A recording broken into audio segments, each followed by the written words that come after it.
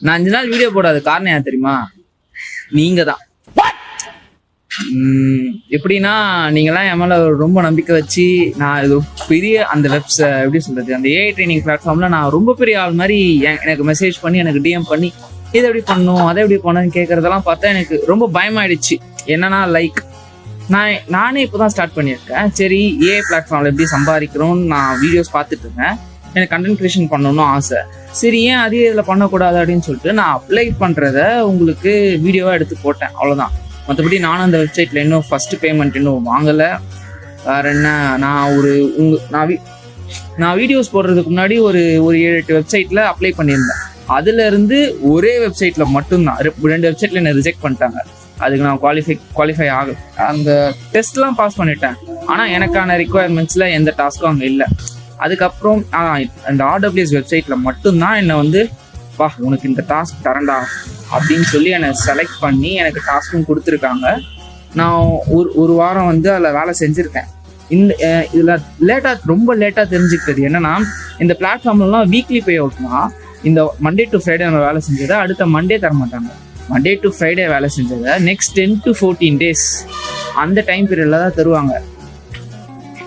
அதுக்குள்ளே வந்து நான் ரொம்ப பயத்தில் நான் ஏதோ உங்களை ஏமாத்தினா, நீங்கள் யாரும் கேட்கல இன்னும். நீங்களாம் ஜஸ்ட் இது லெஜிட்டா ஜென்யூனா இந்த பிளாட்ஃபார்மில் ஒர்க் பண்ணலாமா, நம்ம டீட்டெயில்ஸ்லாம் கொடுக்கலாம், பேங்க் அக்கௌண்ட் டீட்டெயில்ஸ்லாம் கொடுக்கலாமான்னு தான் கேட்டிங்க.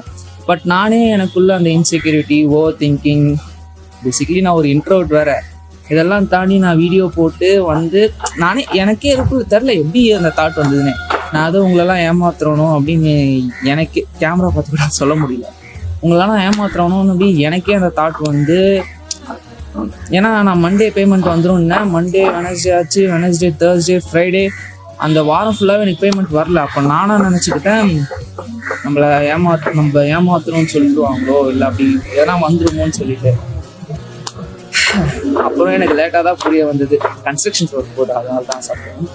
மைக் வாங்கிட்டா இன்னும் கொஞ்சம் கிளாரிட்டியாக இருக்கும்.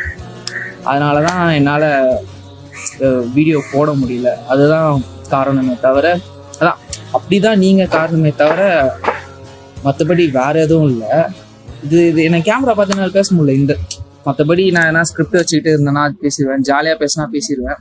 பட் இந்த விஷயம் எனக்கு ஐ கான்டாக்டே அங்கே வரமாட்டேங்குது. கீழே குனிஞ்சிக்கிறேன், மாற்றணும், அவ்வளோதான். நிறைய சொல்லணும்னு இருங்க சொல்ல மறந்துட்டேன். உங்களுக்கு எதனா டவுட்ஸ் இருந்ததுன்னா இந்த வீடியோ கமெண்ட் செக்ஷனில் கமெண்ட் பண்ணுங்கள். நான் அதை வேறு ஒரு வீடியோவில் ஆன்சர் பண்ணுறேன், சரியா? அதுக்குன்னே அதை Q&A மாதிரி ஒரு வீடியோ ரெடி பண்ணுறேன். பாய்.